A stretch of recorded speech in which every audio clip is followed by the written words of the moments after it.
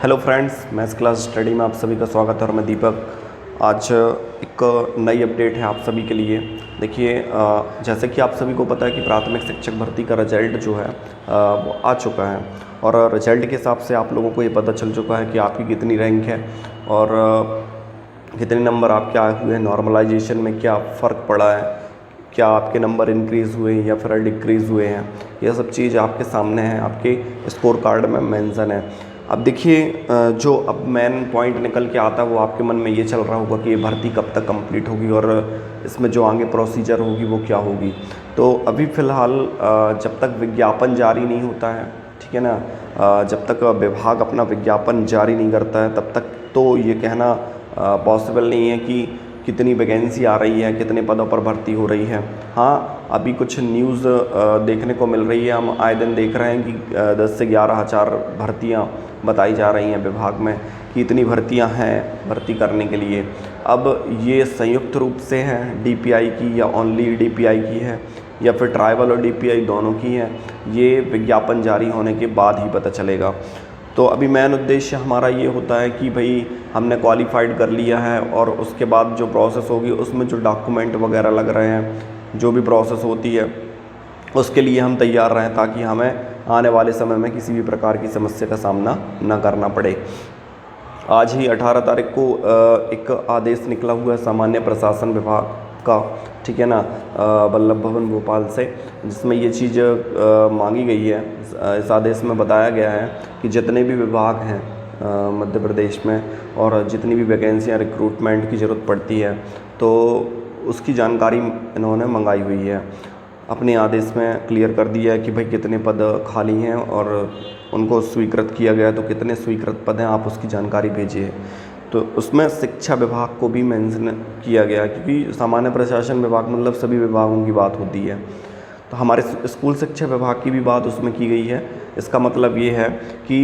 शीघ्र ही आपको कहीं ना कहीं जो अभी हम न्यूज़ में वायरल आंकड़ा देख रहे हैं 10,000, 11,000, 5,000, 20,000, तो हमें एक निश्चित आंकड़ा पता चल जाएगा इस आदेश के बाद। जो भी जानकारी यहाँ से हमें मिलेगी कि भाई इतनी विज्ञप्ति में इतनी वैकेंसियाँ जारी होने वाली हैं, फिर हम कहीं ना कहीं जब ये विज्ञप्ति जारी होती है और उसमें पोस्ट डिक्लेयर होती हैं तो हम उसके आधार पर अपनी सिलेक्शन वाली जो रैंक है उसको चयन कर सकते हैं कि हाँ इतने रैंक तक हमारा सिलेक्शन हो जाएगा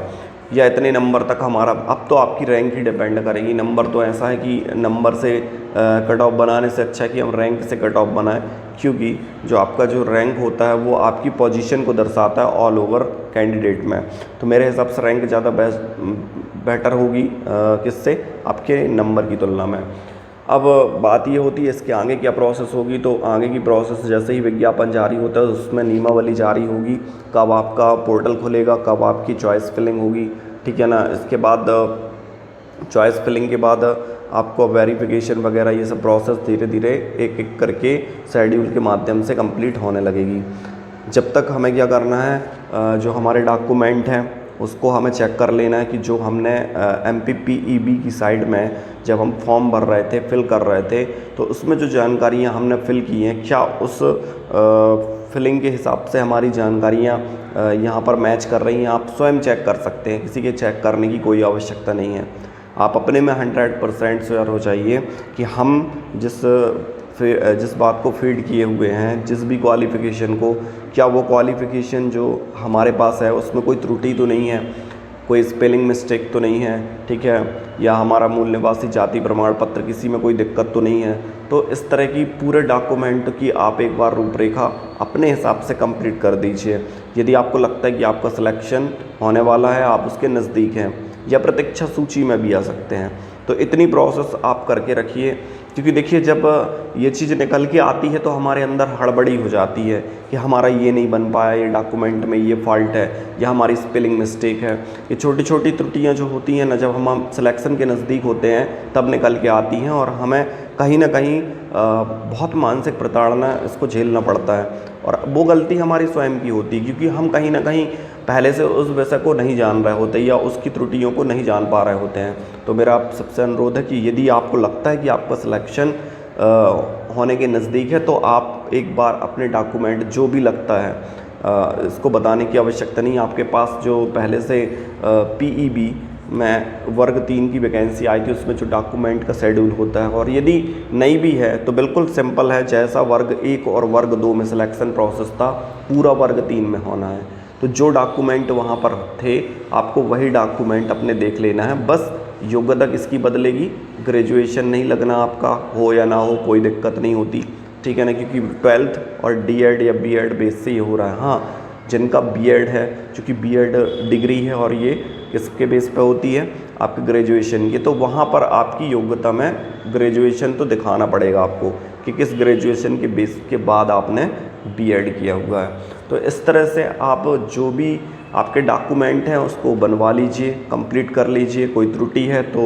उसको भी अभी से सिस्टमेटिक सुधार लीजिए ताकि कोई दिक्कत ना हो। इसके बाद कुछ लोग रोज़गार पंजीयन के लिए पूछते हैं कि रोज़गार पंजीयन इसमें ज़रूरी रहेगा, तो अभी देखिए पिछली भर्तियों में रोज़गार पंजीयन लेकर के गए थे लेकिन उसका कोई मतलब नहीं था, उसका कोई क्योंकि काफ़ी समय कोरोना काल चला है, उस बीच में कई लोगों के एक्सपायर भी हुए थे, उस बात को कहीं ना कहीं पर उठाया ही नहीं गया, वो मुद्दा कहीं ना कहीं अब हट चुका है। कहीं ना कहीं रोज़गार पंजीयन की आपको आवश्यकता नहीं है, उसमें बिल्कुल भी परेशान होने की आवश्यकता नहीं है। आपके पास यदि है तो बहुत अच्छी बात है, यदि एक्सपायर हो गया तो आप रिन्यू करवा के रख लीजिए, कोई दिक्कत नहीं है। जो भी डॉक्यूमेंट की फॉर्मेलिटी होगी वो तो हम वेरिफिकेशन के पहले ही क्लियर कर लेंगे, पूरे डॉक्यूमेंट को कैसे जमाना है,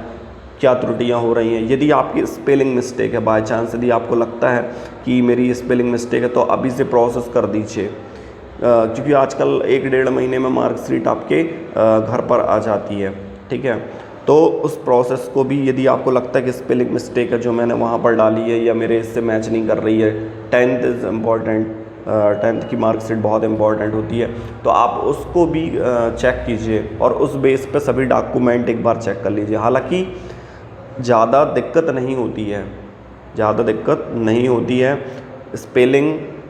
को वो उतना मेंशन नहीं करते हैं, यदि है भी तो आप एक शपथ पत्र बनता है, जब कोई तरीका नहीं बचता है तो फिर जो हमारा एक शपथ पत्र होता है उसके द्वारा भी हम अपना कार्य कर लेते हैं। जो भी दिक्कत होगी, जो भी आपके नए प्रश्न आएंगे, भर्ती तो शुरू होने दीजिए,